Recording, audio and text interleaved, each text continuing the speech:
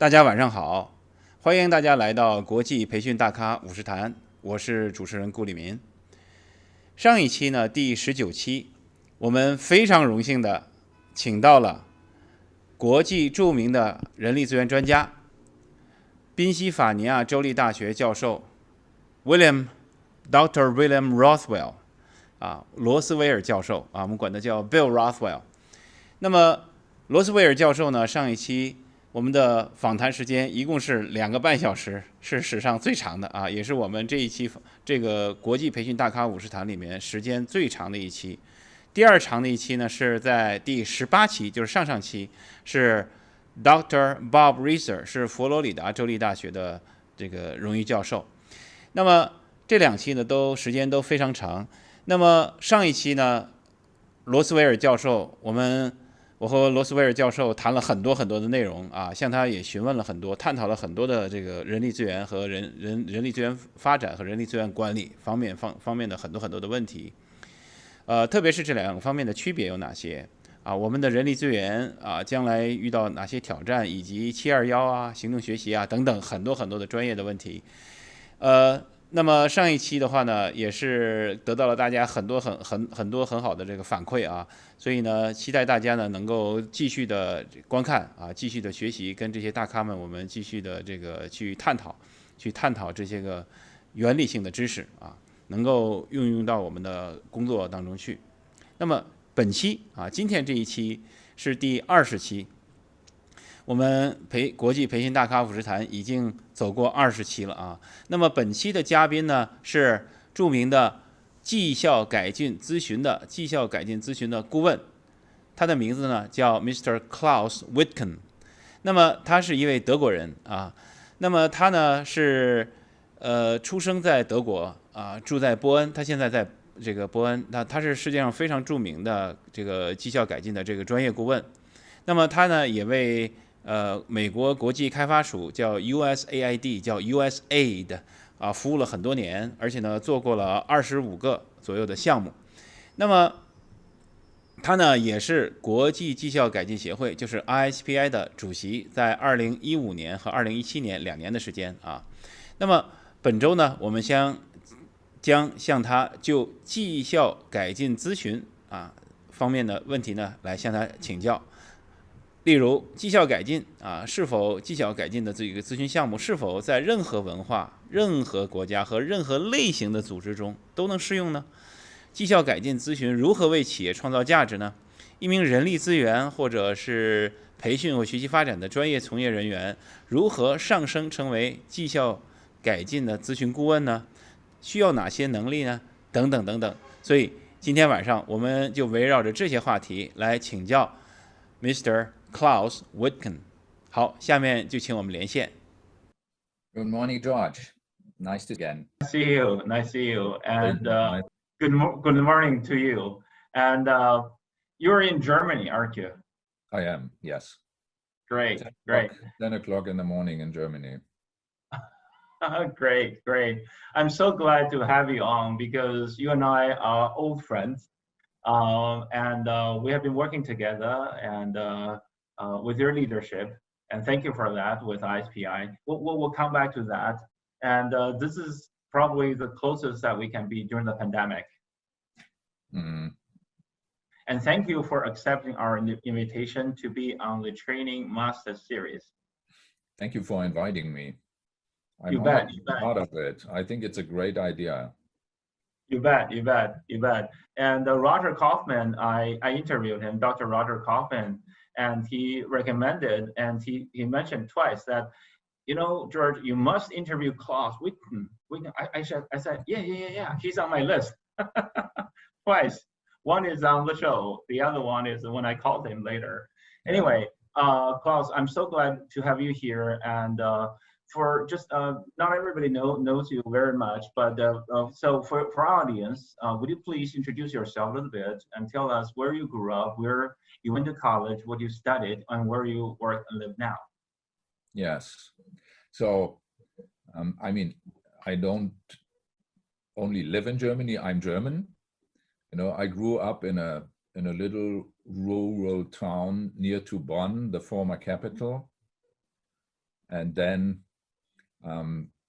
when I left to study, I did this in parallel to my military time. So my first career was in German Air Force. I spent 12 years in Air Force, which is my, let's say, my technical education. And then what I did is I studied education and political science.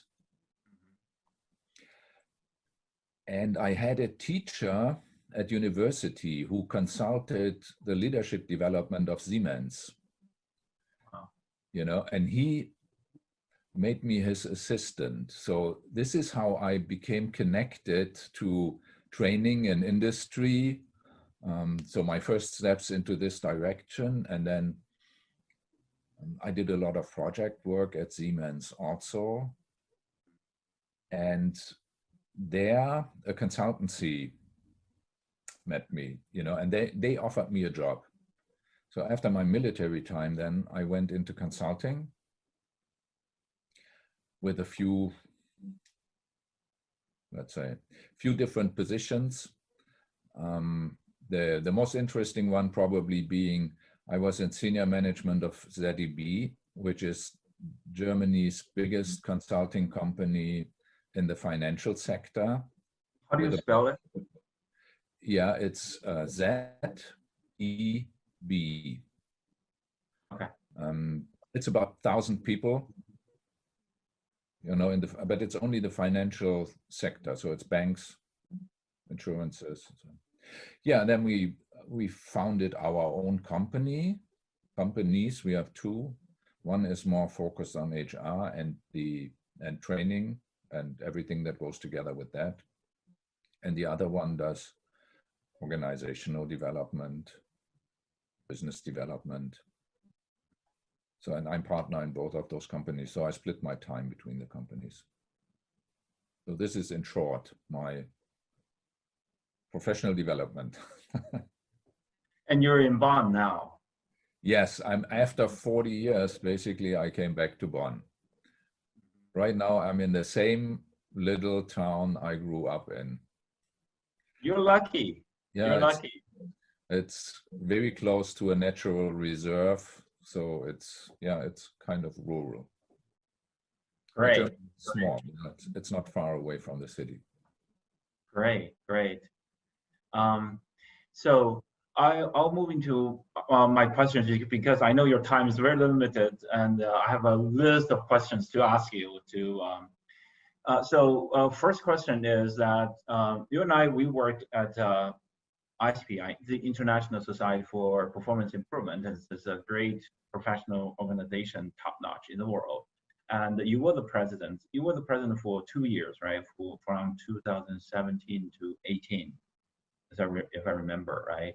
Yes, so 16 to 17. Right. Right.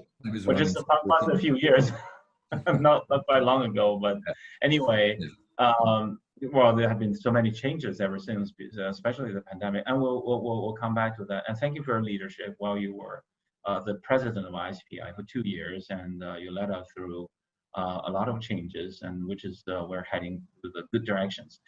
So you have been in this field for twofold questions. Excuse me. One is, how many years do you consider yourself being in this field? And what is second part of the question is, what is your definition of PI, performance improvement? Your version of it. Yes, I mean, if you think field as being in consulting, then it's probably between 30 and 35 years now. Out of which 20 to 25 years are connected with performance improvement. You know, I got connected, I got hooked up with it when I read Rumler's book. You know, the first one, Improving Performance, Managing the White Space on the Organization. Yep. So this was kind of very, very convincing for me, and I thought I should learn more about this. And then I started searching, and I found ISPI and found out that they organize conferences. I started attending the conferences. So this is how I got connected with it. So what is your version of the definition of PI? My version is it's a sound methodology that helps organizations and people in organizations to achieve objectives. This is very generic, you know. This is probably this is what you can apply to what McKinsey does, what any other consultancy does too. But I think it's not accidental, because any serious consulting should aim at achieving this. You know, and if you do it a little more in detail, I think the breakthrough in ISPI's history was when they moved away from focusing too much on people and, you know, put other things like organizational things in the focus of analyzing performance also.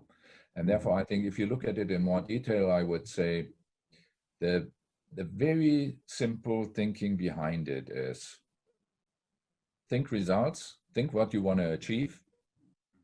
And I think nowadays in climate change, you know, in the situation we are in the world and resource scarcity,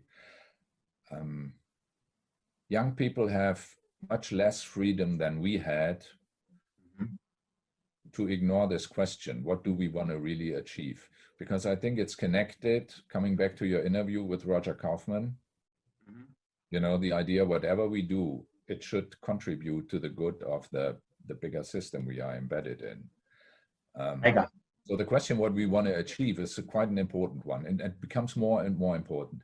But once you are sure this is what should be achieved, then the question is, what are the variables that influence this result that we want to have?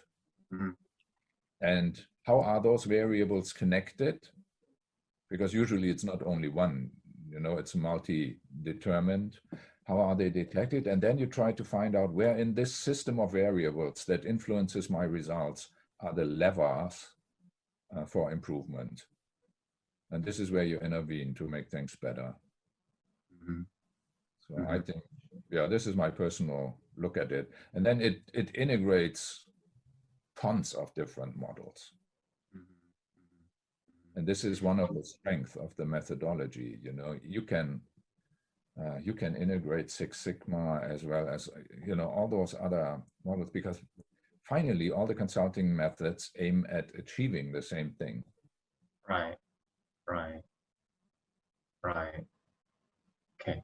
So, well, I'm so glad that you mentioned Six Sigma. And when I interviewed Bill Wigginhorn, he was the president of Motorola University for 21 years, and he mentioned Gary Romler, and that you just mentioned. Gary worked with them to go through many transformations. One is Six Sigma, and the other is performance improvements. So that's one of those, you know, periods. I believe that in their Motorola University's development history, because they have laid a good foundation in Six Sigma and quality movement, and then they kind of just took off in performance improvement, and that coincides to what you have said. Is, you know, it has many methodologies and many tools and many models that there are tons of them, I believe there are many models that can be applied to performance improvement. And I mentioned that you just said the word any, any. And my next question is, could performance improvement be applied to any kind of organizations in any culture? And this is a twofold question. Or does it have, or the other way to ask it, does it have boundaries? Because as we see it, you know, does it apply to for-profit organizations, that is our companies? Does it apply to non-for-profit schools, universities, religious groups, and government agencies, and non-for-profits, NGOs? So in any culture, any part of the world. So I know it's a complicated question, but it's a twofold, and you can start from any dimension. First part of the question, can it be applied to any kind of organization? firmly convinced, yes. Mm-hmm.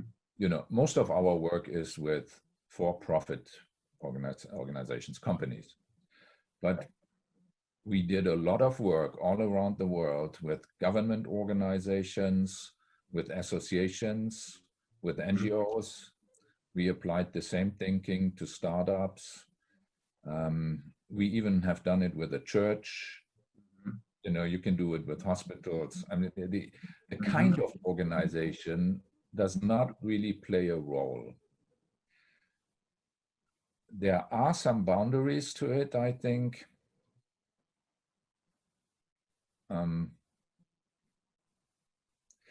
The biggest part of the methodology and the models you use have been developed, let's say, in countries like the US or Germany, UK.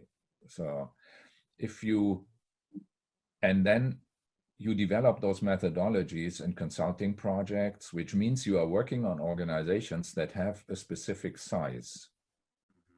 You know, if they are too small, right, you can still take the generic thinking and say, what do I want to achieve? What are the variables? Right. And then work on those variables.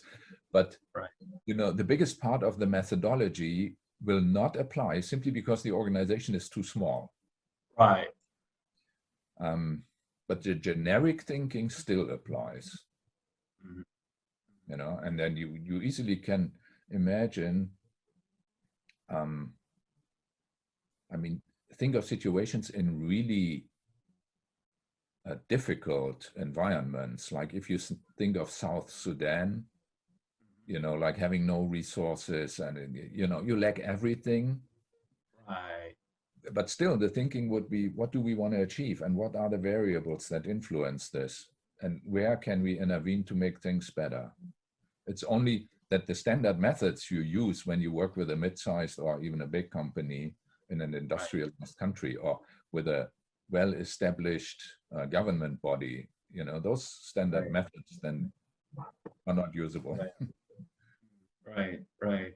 I'm so glad you mentioned Sudan. I know that you worked in many cultures, and right now we're all kind of stranded into our own homes and nobody going anywhere. Yeah. Very little travel has been happier, and we're trying to cope with, and that I'll come back to that.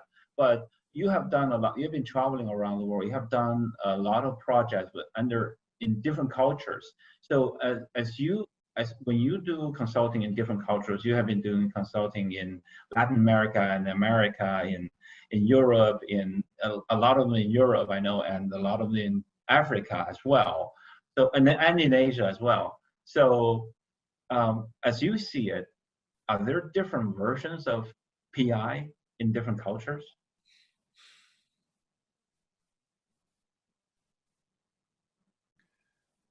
Most probably yes.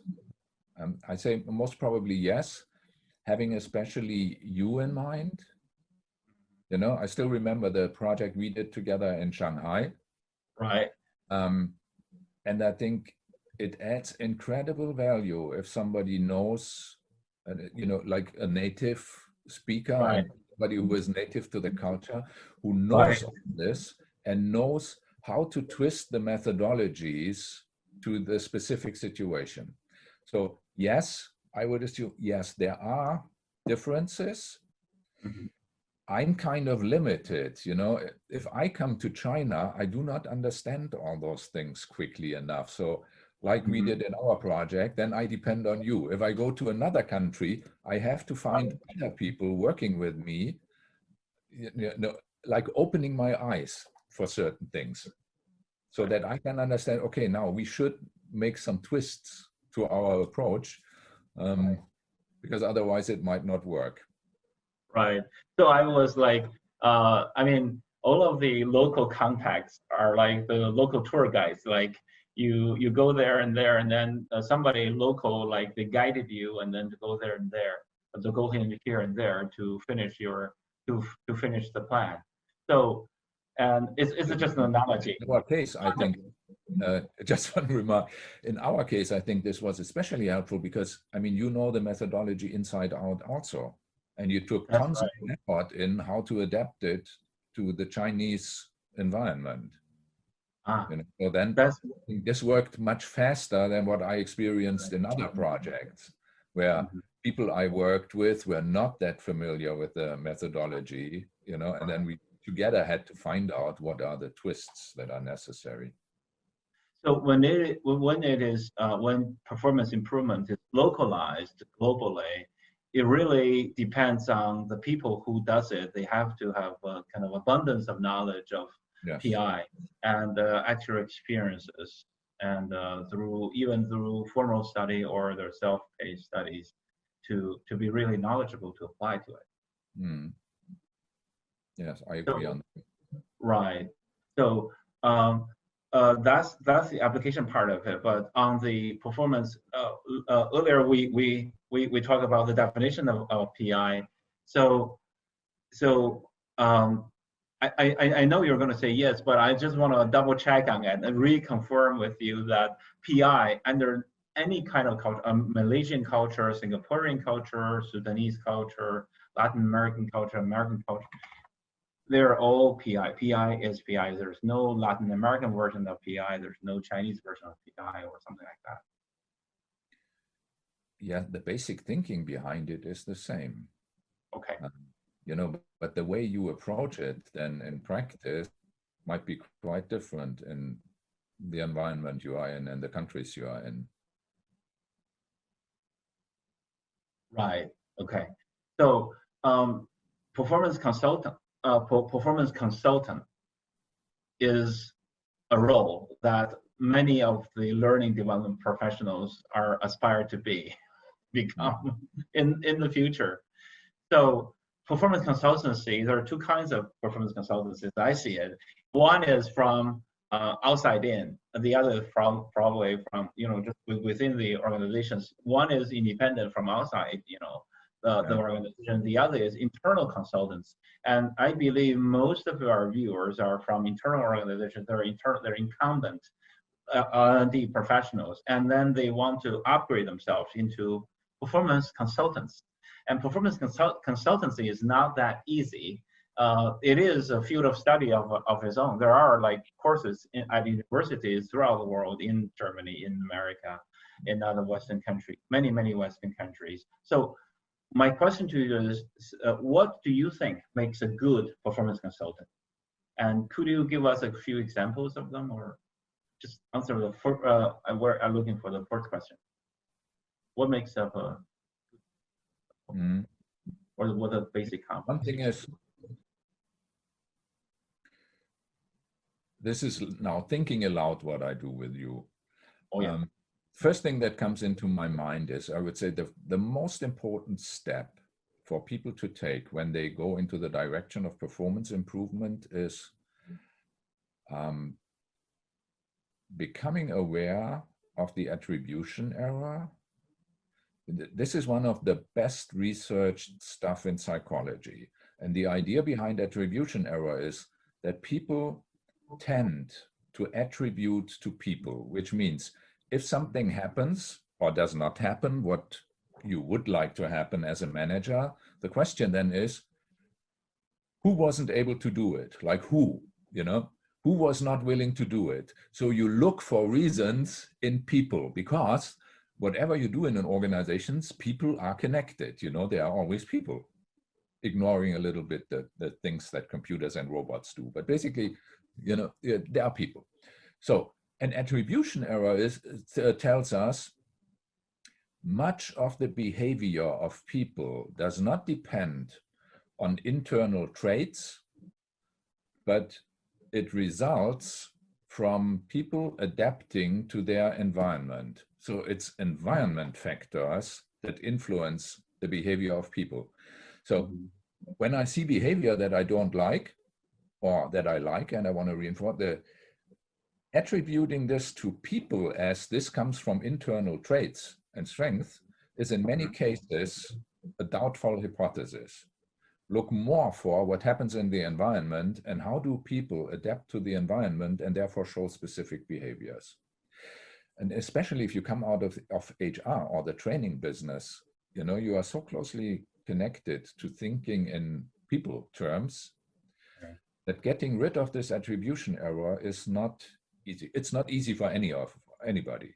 We all have a tendency like this. Right. But I think a step towards being more professional in performance improvement is getting aware of it and, trying, let's say, to distance oneself as much as possible from attribution error.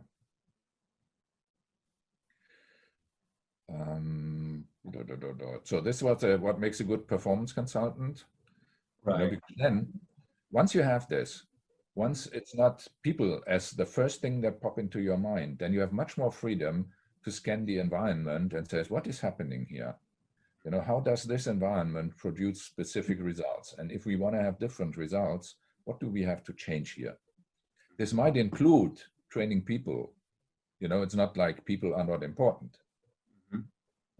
But it's not only people. And I mean, you are familiar with Deming, I know that, and with Ramla. Right. Both guys preached the same. Ramla always said, put a good person in a bad system, and the system almost wins almost every time. And Deming, already in the 1950s, in his book wrote, 70 to 80% of the problems organizations are facing are not people problems. So yeah, this would be, being a good PI consultant, I think this would be very much in the core of it. Right. Can you give us a few examples of good consultants? Yeah, I mean, for me, unfortunately, he passed away, more than 10 years ago. But for me, it's still Gary Ramler. Oh yeah, of course. I think his first book is a classical one to learn about PI. I consider this kind of a PI Bible. So yes, he is one of the outstanding figures in the field. I also think, because for a long time, Roger Kaufman, with his idea of mega, and how to combine performance thinking that focuses only on the organization with a bigger frame, for a long time, he had to preach. Now, more and more people see it also. And I think this is an important aspect also. So I think, yes, this is quite a contribution also to the field. And of course, you yourself are good consultants too, and almost everybody that I interviewed so far, they're also consultants. They're consulting in either way, like John Keller, Dr. John Keller, the ARCS model creator. He's been consulting all his career, and he's more on the applied science side, and also Dick Clark, and of course Roger Kaufman, that you just mentioned. And everybody's in their own, they're kind of both ways, and both in academia to research and then to apply it. So they go both ways in parallel in their whole career, in their lifetime, and throughout their lifetime.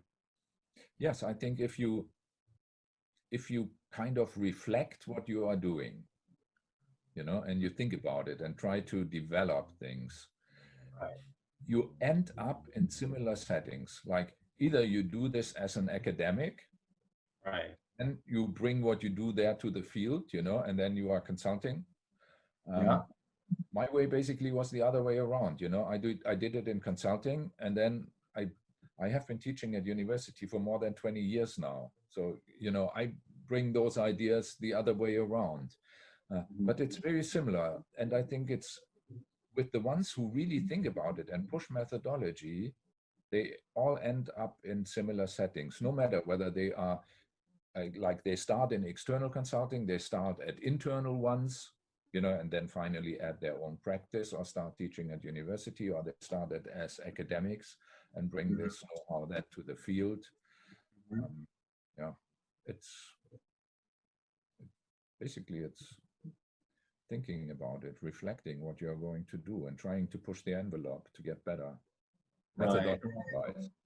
Right. And most of them, not most of them, but every one of them, all the good consultants that they're more kind of a systemic thinking, Yes. which is the RSVP, the S part of RSVP principles, basic principles.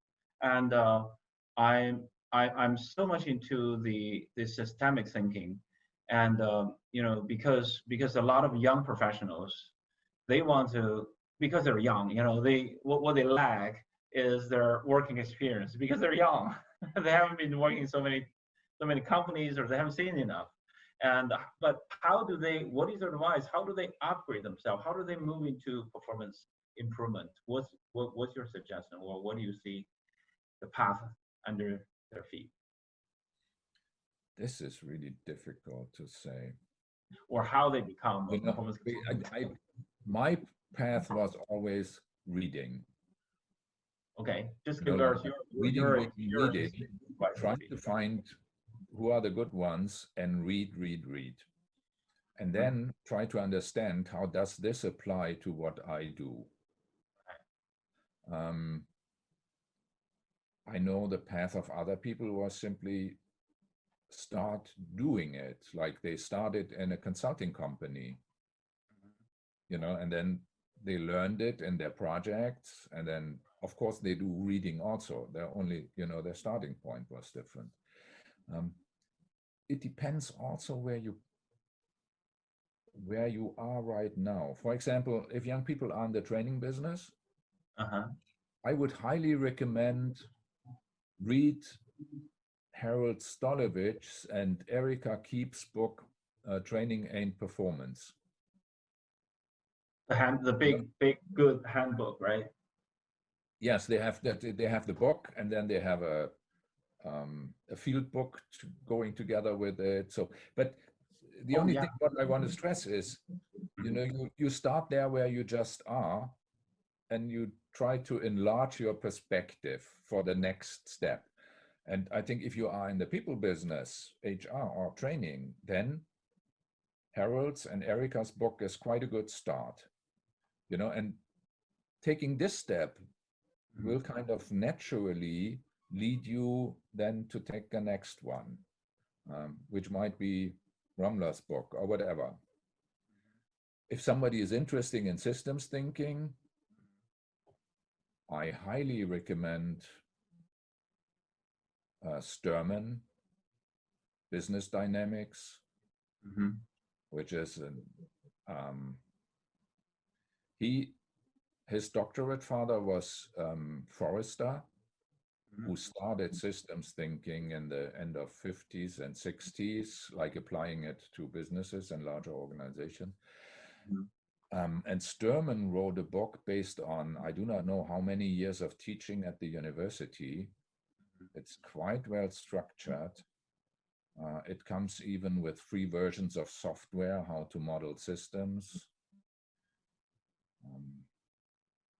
So this is kind of a classic book for me also, like Rumler. Right. Read Rumler, read Sturman, read Deming. You bet. I'm so glad you mentioned Harold. A couple of weeks ago, I interviewed Harold, and he was on the show. Yes.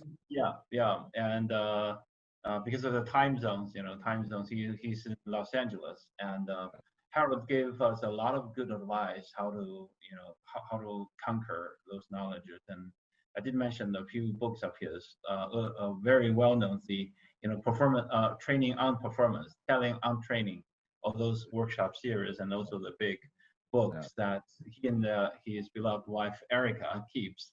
They published together, and those are the classics. Yeah. And and he's still working, and we're active. So that's really good advice, because the reason I'm asking the question is because on my back there training magazine and a lot of companies, and then they're serving these young learning professionals in China, and guess how many of them are there are rough counts. All of us, we get together and we try to figure out, well, how many learning and development professionals in China right now? and we came up the number. Our best guesstimate 20 million. Wow. Yeah, or we can't cover all of them. We can't even cover 1% of them right now. But gradually, we want to at least to cover at least in the teens. That's our goal, because there are so many companies in China. There are millions of companies, and then maybe there are 70 million, and then we cut them in half, and then cut them in half again. So at least there one person, one person in one company take care of, maybe 20%, 1/5 of the responsibility is training, and the other, logistics or office works, office admin. But at least one person is responsible for the learning function or training function somehow. And that's only the smaller companies. Of the big companies like the Straight Grids, like the Sinopax, like the Ping An Group, they have like thousands of trainers and the training professional in one company. So that kind of really adds up. And there are a lot of people in this field. But right now, that's why we are trying to offer them some of the good advice that the career pathways that you have been through and others have been through, and then give them advice to let them grow faster. That's the purpose to do. And those classic books are really good advices. Thank you. So that's because PI is new in China, and we just started like a couple years ago in China, and still very fresh, still growing, and the people don't know the essence of PI yet. According to my judgment, there's a lot of literature, because most of the literature are in other languages. Most of them are English, and they need to be translated in China, and there are very few of them. So anyway, so that's why I'm asking this question. And so performance consulting, and also want to ask you, I do want to ask you a question about HPT, because we mentioned that performance consultant, we always, right now there's a trend that the term HPT is kind of fading away. First of all, tell me if I'm wrong. And we're more focusing back on PI, just performance improvement, because just you said, I remember just as you said, we're more kind of take away the human part, but focus on the environmental, the systemic issues, and the 70 or 80% of what Deming said in the early 50s, so it's the mechanism problems. And if the individual fights against a mechanism, the individual fighting against the environment, the individual always lose. The environment always wins. So tell us something about that. This discussion on an association level goes back quite some years. I remember when Guy Wallace was president. 2003. He had a think tank discussing not only this, but also the question, what would be the right term to describe? Right. And there was a considerable group that argued, if we take the H out of it, the human, we lose our unique selling position. They thought more in marketing it. Right. No, and the other group was, yes, this might be the case. On the other hand, it puts an emphasis on the human side of it that is not really justified. It's kind of, it builds a little bit an invitation to the attribution error into the term, if you call it human performance technology. Right. So I personally prefer PI. It's simply broader, and it catches many of the things that you will encounter in consulting projects much better than this more narrow term. Well, now do we have like one single overall or umbrella like process for performance consulting? I think we had 2002 and 2004 period that we released the HPT model, the gap, what it is and what is future, and then what the gap, and then you count out cost analysis and all that. Yeah. And everything. Then, I mean, they got rid of the model and replaced it by the principles, because you can use quite a number of models, you know, to work based on the same principles. So it made things more flexible. I think there is no real umbrella, and this has to do with the history of the society, because everybody, this is a long time, like it was founded in the 60s already, you know, and then you can imagine if all those people are in one association, they compete for customers also. Not in the association, but this is kind of a platform where you present yourself, you know, and you try to gain customers also. So everybody came up with another twist to the thinking, you know, they tried to come up with their unique models, which sometimes were for the better, sometimes not. But we find, you know, many models that basically go into the same direction, but there is no clear umbrella that integrates all those models. So the thinking behind it is very, very similar. I know that you have done a lot of good consulting projects, Klaus. And can you give us a few examples of some of the very impressive or very standard performance consulting projects that could yield good results, or you are most proud of? I think the most proud of this dependent on the very specific situation they were in. One thing that comes into my mind is just after apartheid ended in South Africa, we did a project in South Africa and we worked with technical colleges there. And the thing was, because of the situation of the country, technical colleges lost funding. Their economical situation was quite difficult. On the other hand, they had opportunities to offer services beyond school to customers. Like if you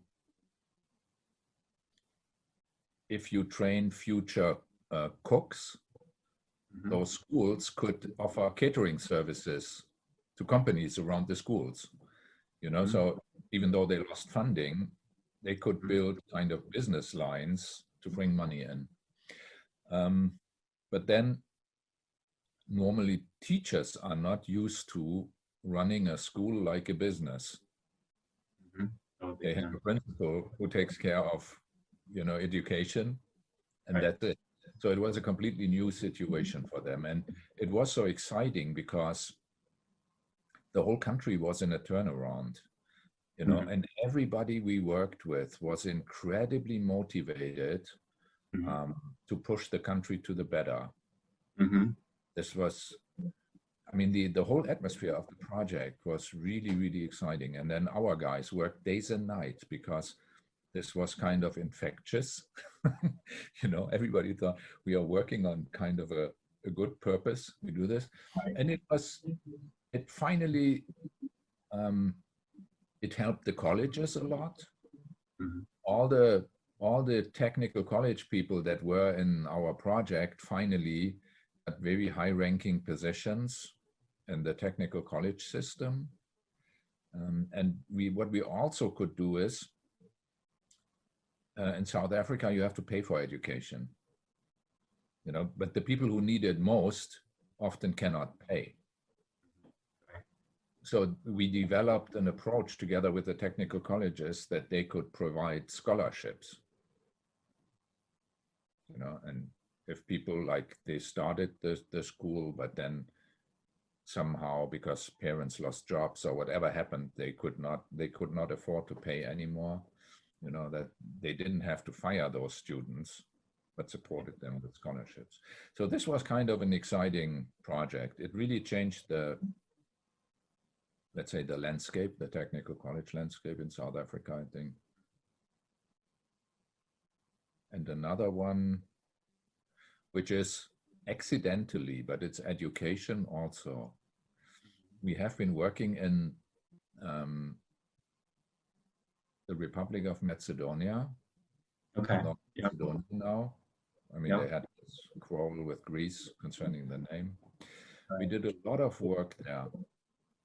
And we started with one small organization that was the State Inspectorate for Education.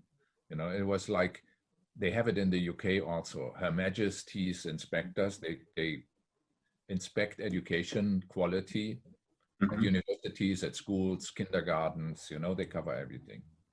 So we started with this organization and helped them to set themselves up. But then if you want to do something like this, you know, assess quality of education, you need a very systematic approach. You need tools for that. You need quality criteria. And basically what you assess, schools have to meet the criteria you assess. So this developed into kind of a self-development program and tool for schools also.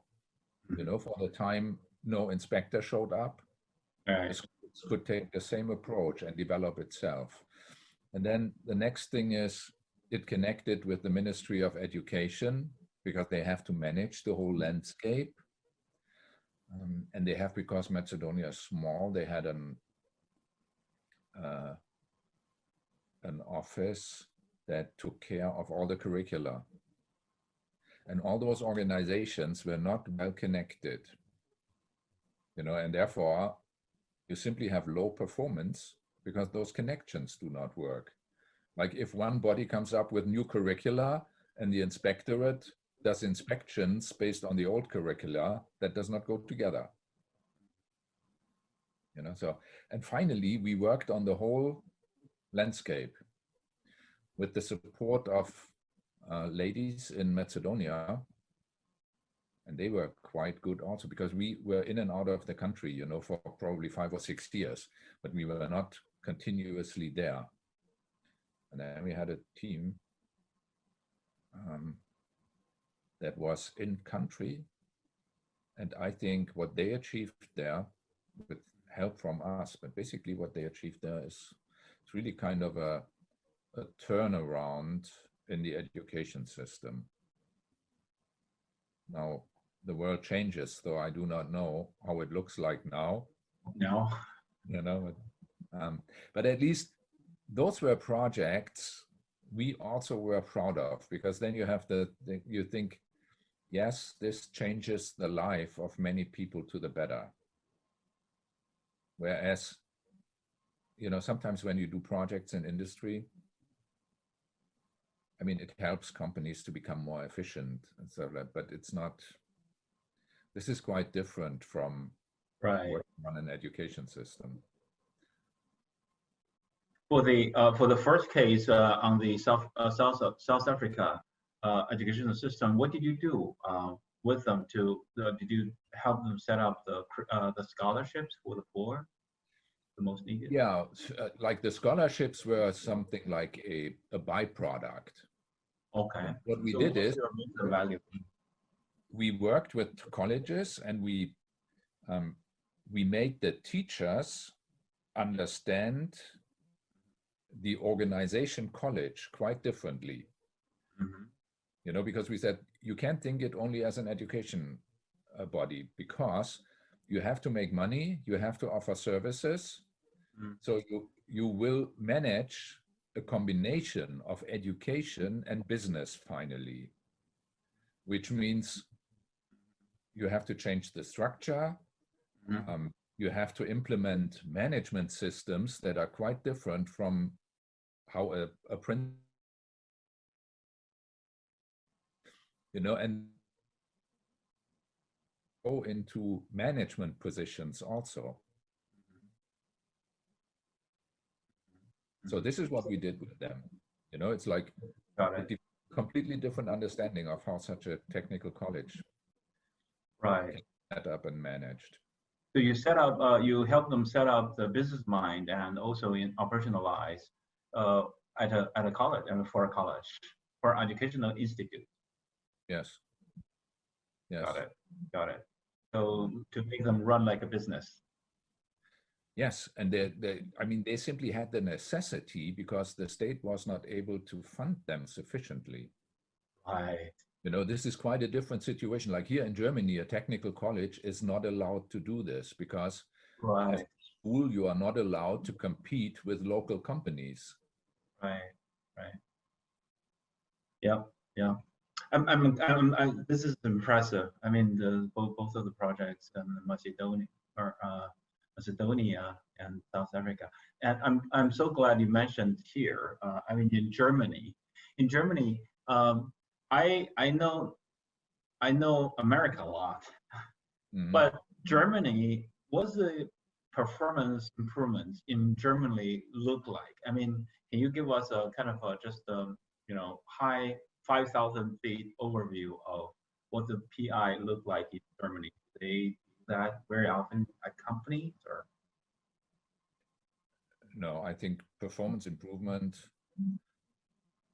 basically does not play any role in Germany as kind of a brand.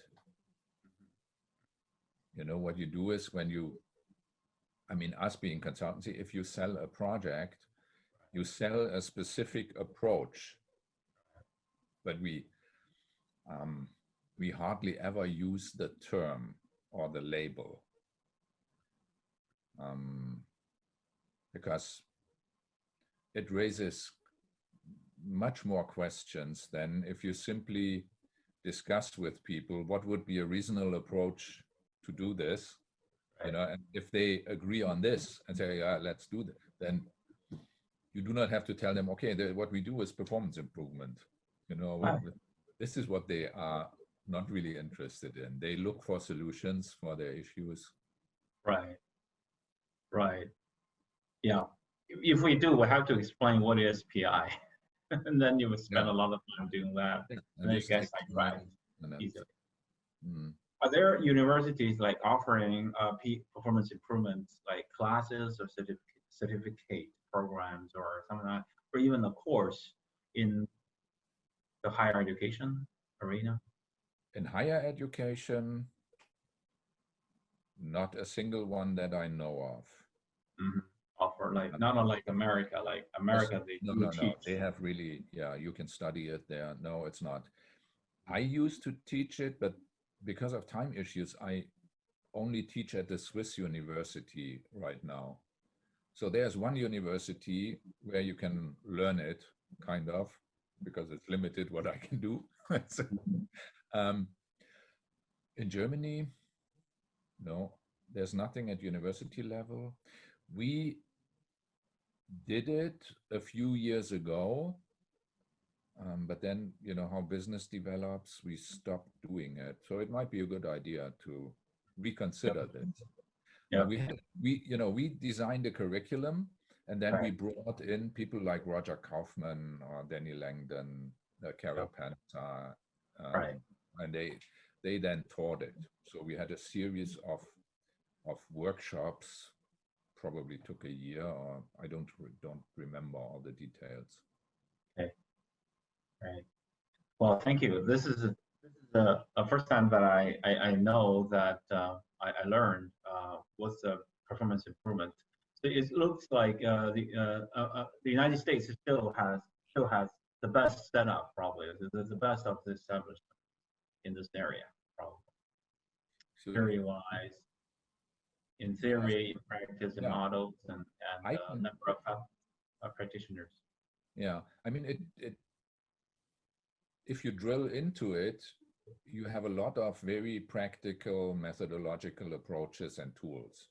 But the basic thinking behind it, this is what I consider more like a meta methodology. And this is a huge strength because this allows for integration of Six Sigma and all the other approaches one knows. You know, the art then is in a project to take pieces out of all those proven methodologies and put them together in a way that it is still coherent and not an eclectic collection of things, that finally does not really integrate. Right, right. Great. In principle, you can. Next question. Is also related. Every question is kind of interconnected. And about ISPI, you have first of all, tell us when did you start to engage with ISPI, and you have been the president of ISPI. So what do you see are the challenges that ISPI has faced in the past or will be facing in the future? Yeah. I mean, one challenge ISPI is facing is it is small. This limits what such an association can do. And this, I think, is a serious challenge. And this goes together a little bit with its history, because ISPI at the very beginning, which is 60 years ago, but when they started, this basically was an association of education people and of training guys. And then it took quite a development in its approach now, but there is still a strong connection to this training part of the business. But then if you look at the situation in the US or also in other big countries like in China, you have huge associations for trainers. Yep. And that ISPI cannot compete with this. This is simply too small. So the question is, what is the very specific offer for this small association so that it is interesting for people, and they continue to go there because they think this really drives my professional development. And it becomes more and more difficult because what they did and developed over the years is quite successful. If you look at the consulting side, all those models, like what you read in Ramla's books, this is meanwhile standard approaches of McKinsey and Deloitte and all the consulting companies anyhow. And if you look at the more people side of the business, when it comes to training and developing people, ATD in the US is much, much bigger. And what they did then is, because the other part was so successful, they kind of grabbed it and they offer it also. And then the question is really, what do I do? Do I go to 2 conferences per year to simplify it? And then on the performance improvement side, I get the same stuff in both conferences,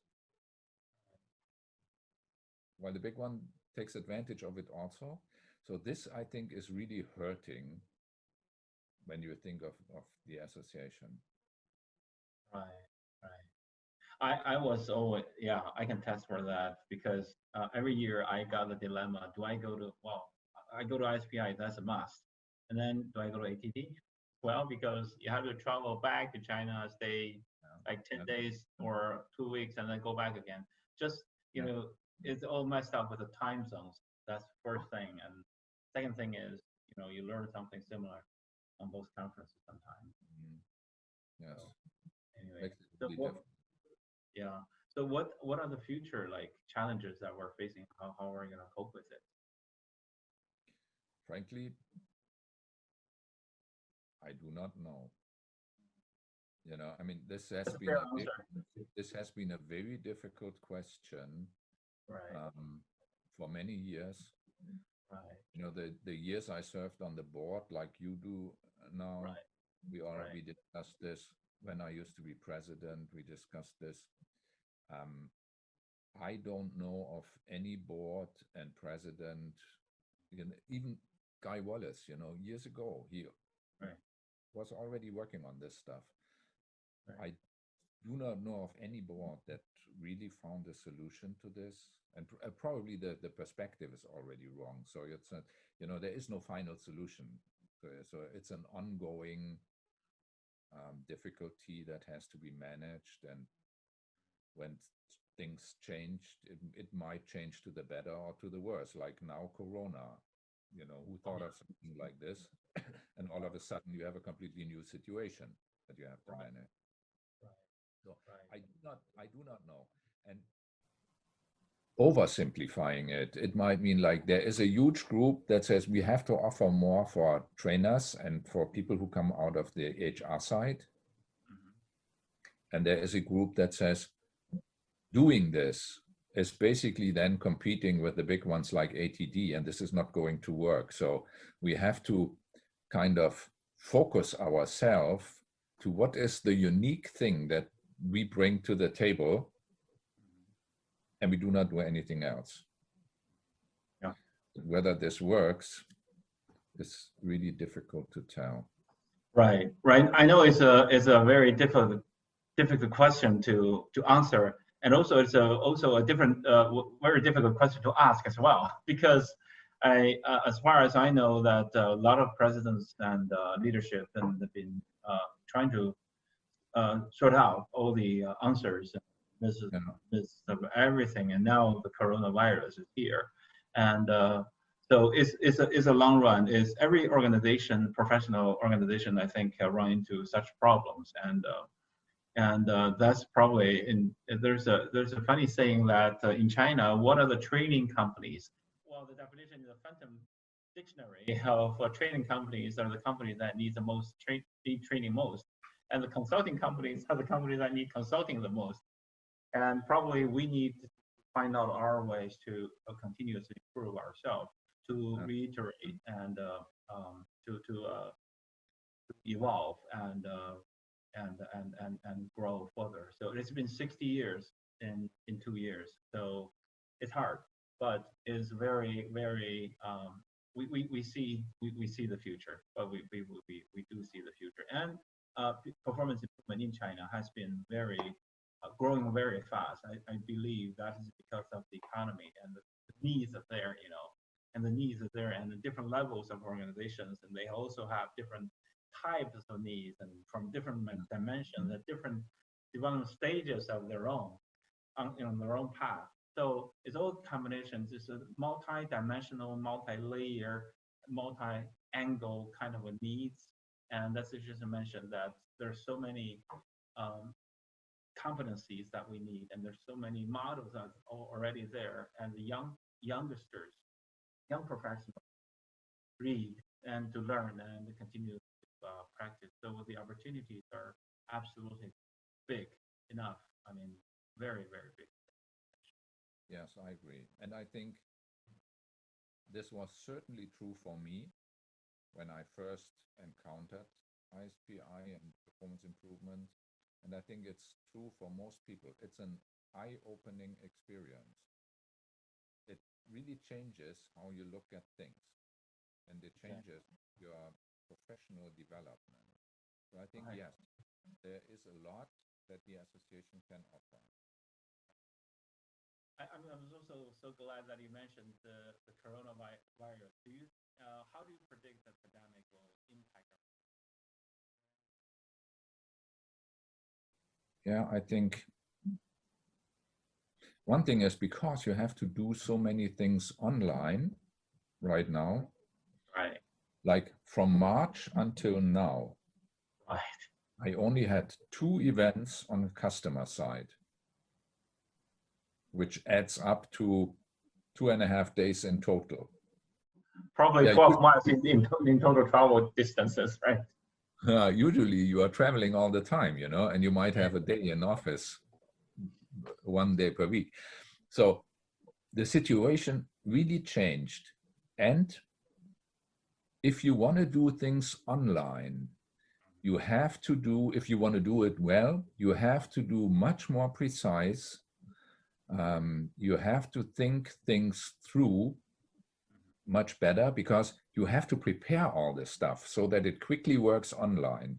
When you are on site, and you can talk directly to people, you can do more things on the fly.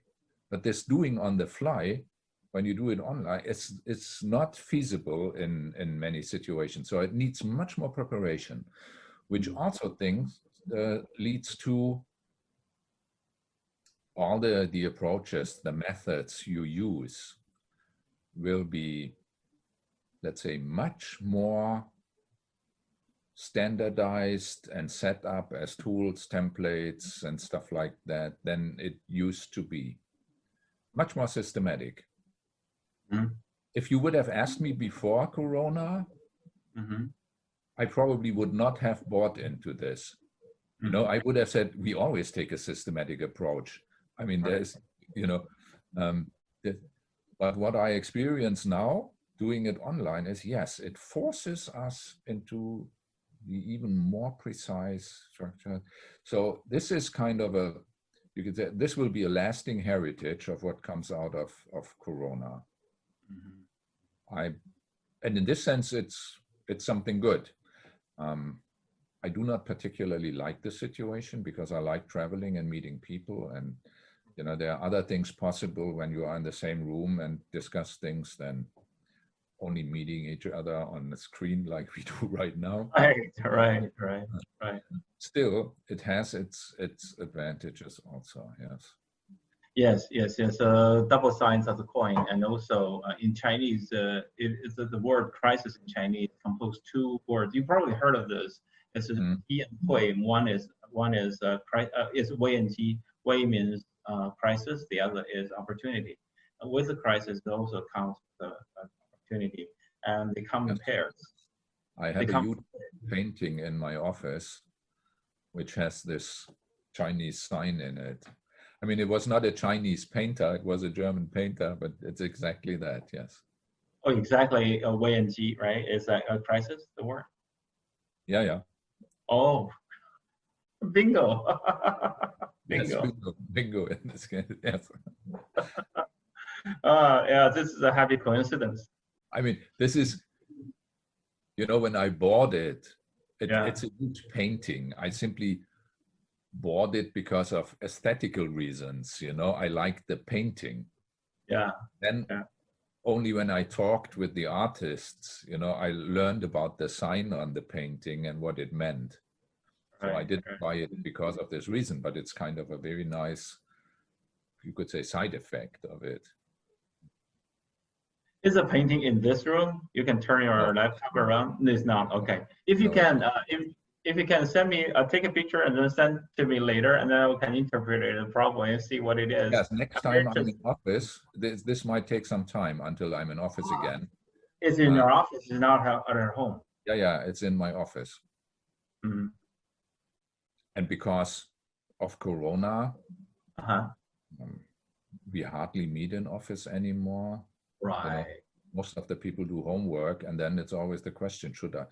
Yes, I can go there. There's no risk, but I probably will be alone at the office also, so then I can stay here. A lot of shared spaces, and they just went bankrupt, and a lot of companies closed down. There's huge impact here in China as well. I think this is worldwide. Yeah. Another lasting effect will be, at least in Germany, that companies are much more willing to go with home office. Because the experience is quite good.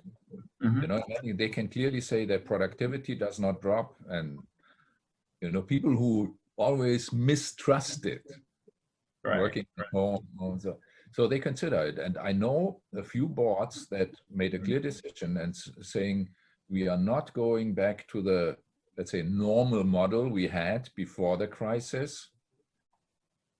We will change this. So this will be a lasting effect also. Right. It is a friend of mine in Minnesota. Her name is Dr. Nancy Johnson, and she is a very good friend of mine, family friends. And she wrote a book 20 years ago called Telecommuting.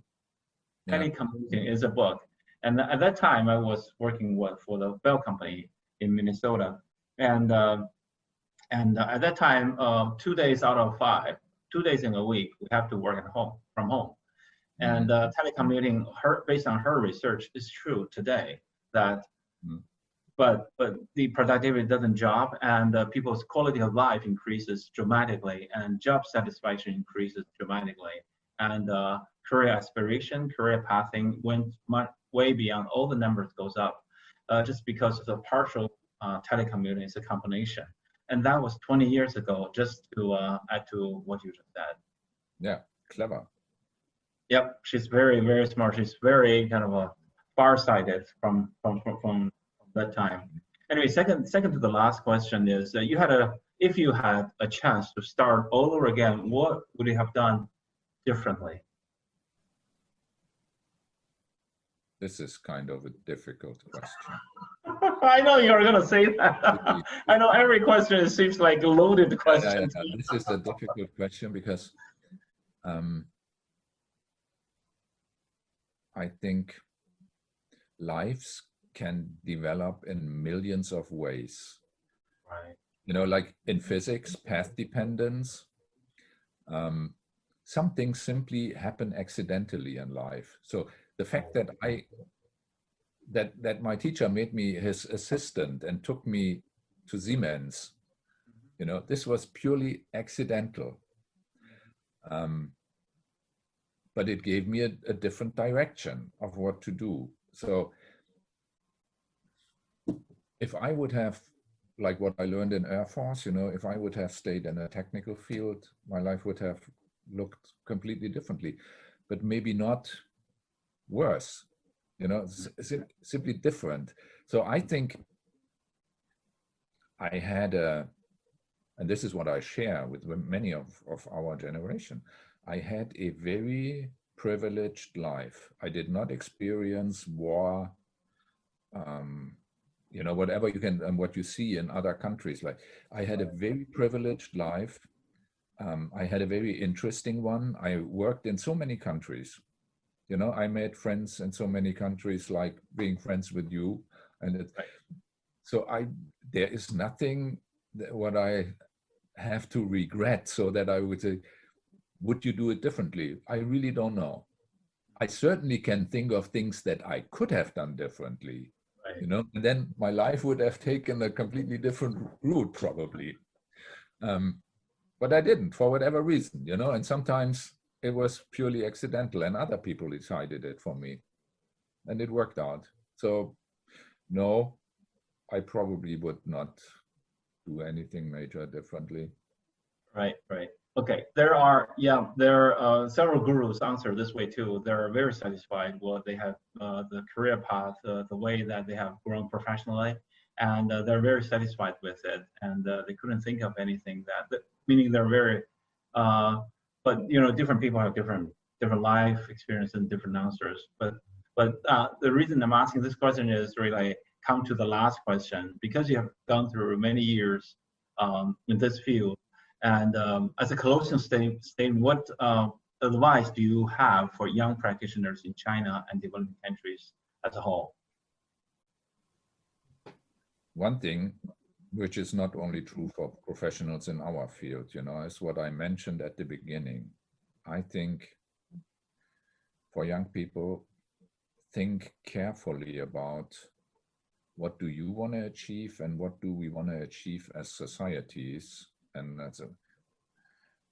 when I was young, the situation was much easier. You know, to a large extent, we simply could ignore this question. We could go with any objective, life developed to the better. And the situation has changed dramatically, I think. Right. So, and this comes back to this mega idea of Roger Kaufman, you know. So right. Really think about what you want to achieve and think it in a bigger context. And then the other thing is, it's all about learning, like reading, with one caveat. I think finally development is like you reflect your praxis, and learning and reading enables you to reflect it in a different way. But then it's not like I read a lot, so I'm not against reading a lot. The only thing is you kind of have to balance it, because otherwise you get stuck in reading only. Right. This is, you know, what do you remember from university? How much do you remember? So it always has to be something like, okay, this is an interesting idea, this is promising, and I try this in my praxis and reflect it. You know, it's kind of this building those things into each other. Right. If somebody does this consequently, this person is going to achieve a lot, I think. Great.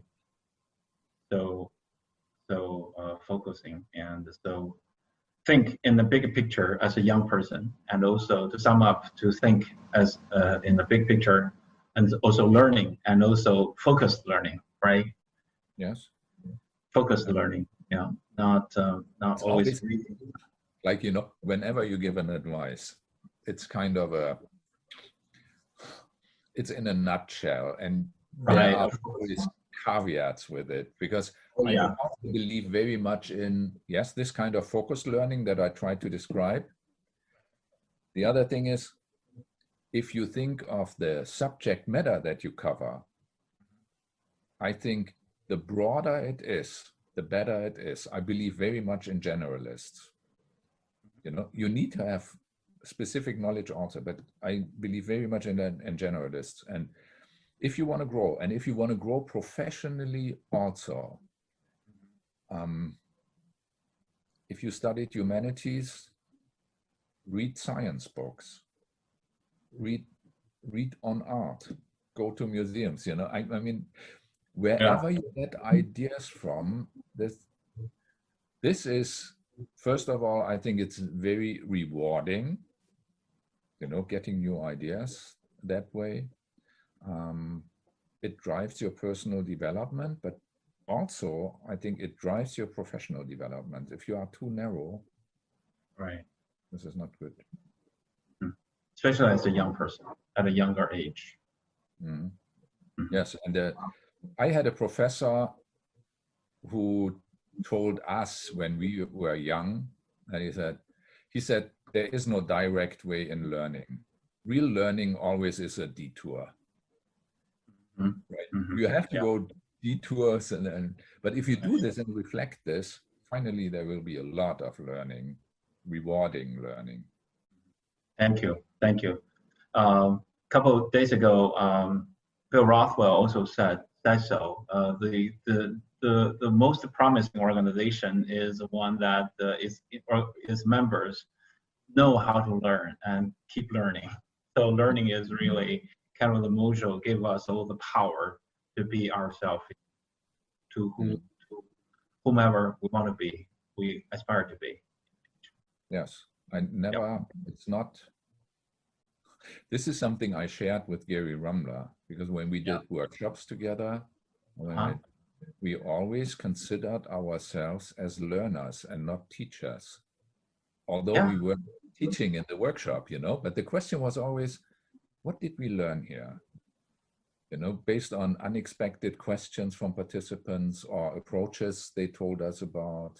This was always the really interesting part about it. Gary Rumler, Klaus, last question. How old are you right now? I mean, tell us. I'm 65. 65 young. Yes, yeah. You worked with Gary Rumler, and so you, how many years did you work with him? Ooh. I don't really know. You're lucky, what I'm saying. 8 to 10 or what, I don't really know. So it was not such a long time. It was a considerable time. But 8 to 10 years, that's long. That's long enough. Yeah, I mean, really exciting. I love working with, although we were, in some respects, we were very different. But because for us, it was always the question of to understand the counterpart, you know, when we had long walks in the desert. Oh yeah. Where we clearly understood that we look at things quite differently.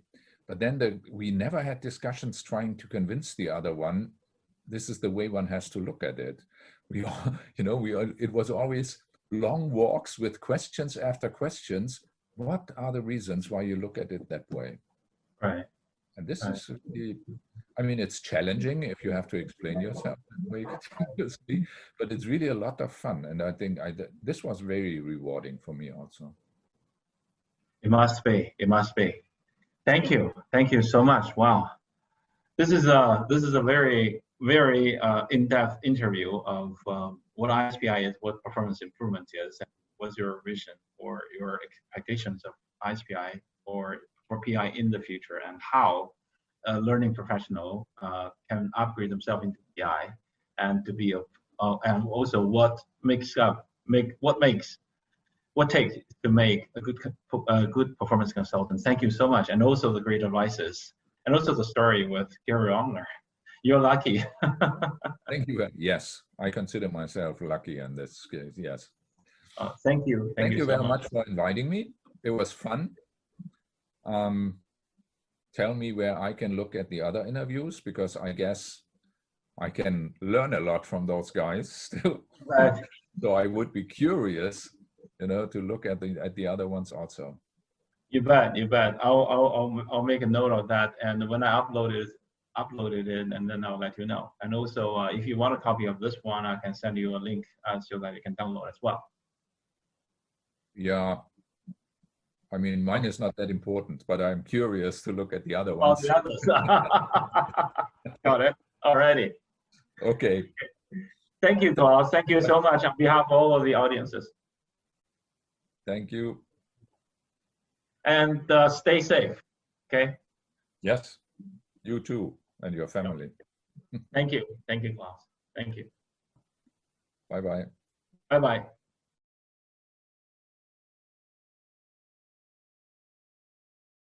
That's my interview with Mr. Klaus Wittkuhn. During our conversation, we covered a lot of topics around performance consulting projects. And also, he gave us a few very good examples of successful performance consulting projects. And he also answered my question of what are the key points to become a good performance consultant, and also how a learning performance professional upgrade him or herself to a good performance and a performance improvement consultant. So thank you, Klaus. And also during our conversation, if you notice that he mentioned in 2018, he and I jointly did a performance improvement project in China, was based in Shanghai, but covered entire China. That project was very successful. So from my personal experience and working with him on specific performance improvement projects, I think Klaus is very, very experienced, and he's seasoned performance consultant. Every project he has taken is very successful. That's why it's so worthwhile to interview him. And also, thank you, Klaus. Thank you for your leadership. Thank you for leading ISPI for 2 years. And thank you again for accepting our interview. Next week, we are going to have the very honor to interview another good old friend of mine, Dr. Judy Hale. Dr. Judy Hale is also a good friend of a lot of Chinese learning and performance improvement professionals. She was the president of ISPI twice in the year of 2001 and 2011. So she was president twice. She is nearly 80 years old, but she's not quitting. She's still working very diligently. At this age, she's working very hard. And once every 2 or 3 days, I receive one email from the Hale Center telling me it's an email broadcast telling us there is a free webinar and so on and so forth. So she's still working. I don't know. I can still work at the age of 80. I hope all of us can. And Dr. Hale is very knowledgeable And so next Wednesday, we're going to ask her a lot of questions, especially around what is the difference between HPT and HPI? What is the differentiation of HPI from other organizations who also does performance improvement? And also, what is the key for certifications, especially around a certification program she once created called CPT? And I got that certification in the year 2003, which was like nearly 17 years ago. So we're going to ask Dr. Judy Hale a lot of questions. So until next Wednesday, stay tuned. Please stay safe. And thank you and good night.